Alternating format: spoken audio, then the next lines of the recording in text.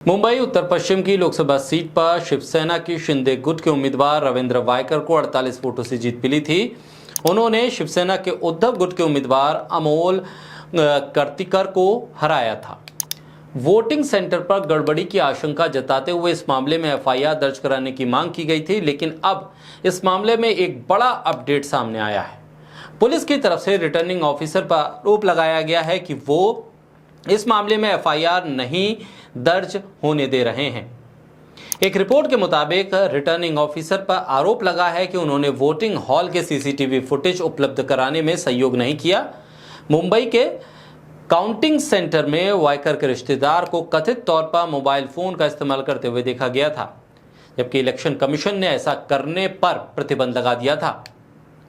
Returning officer के हवाले से यह भी खबर सामने आई है कि उन्होंने 11 जून को मुंबई पुलिस से एक पत्र मिला जिसपे सीसीटीवी फुटेज देने का अनुरोध किया गया था और एफआईआर दर्ज कराने के लिए शिकायतकर्ता की मांग की गई थी।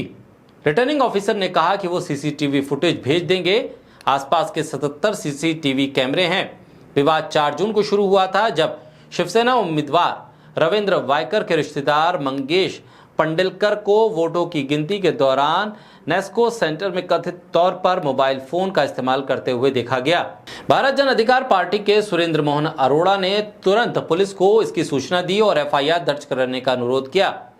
वनराय पुलिस ने पंडिलकर का फोन जब्त कर लिया, लेकिन अभी तक कोई कॉल डिटेल रिकॉर्ड, सीडीआर या सब्सक्राइबर डेटा रिकॉर्ड यानी एसडीआर नहीं मिला है। हालांकि अरोड़ा का बयान दर्ज किया गया है, लेकिन अभी तक एफआईआर दर्ज नहीं की गई। अरोड़ा ने कहा कि वनराय पुलिस स्टेशन के एक अधिकारी ने उन्हें बताया है कि वरिष्ठ निरीक्षक उपलब्ध नहीं है और वो उनके बिना पेपर पर हस्ताक्षर नहीं कर सकते। अमोल कर्तिकर और अरोड़ा जैसे उम्मीदवार इस मामले में याचिका दायर करने के लिए हाईकोर्ट जाने पर विचार कर रहे हैं। 48 वोटों से हार वाले कर्तिकर ने यह भी बताया है कि एफआईआर दर्ज कराने में देरी से सबूतों के साथ छेड़छाड़ भी हो सकती है। मुंबई पुलिस ने मोबाइल फोन जब्त कर लिया है, जबकि रिटर्निंग ऑफिसर ने सीसीटीवी फुटेज अपने पास रख ली है। मुंबई पुलिस के एक वरिष्ठ अधिकारी के मुताबिक निष्पक्ष जांच के लिए शिकायतकर्ता आरओ ऑफिस से होना चाहिए। अधिकारी ने कहा है कि इस मामले में चुनाव आयोग शामिल है, इसलिए वो सतर्क हैं।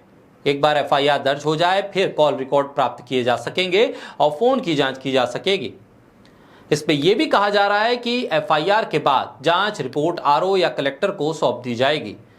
अब इस सीट पर शिवसेना के शिंदे गुट के लिए खतरा मंडरा रहा है। एक तरफ 48 सीटों से जीत है, लेकिन मतगणना के दौरान मोबाइल फोन का इस्तेमाल और फिर गड़बड़ी की आशंका के बीच अगर एफआईआर दर्ज होकर इसकी पूरी जांच होती है तो हो सकता है कि एनडीए की एक और सीट कम हो जाए।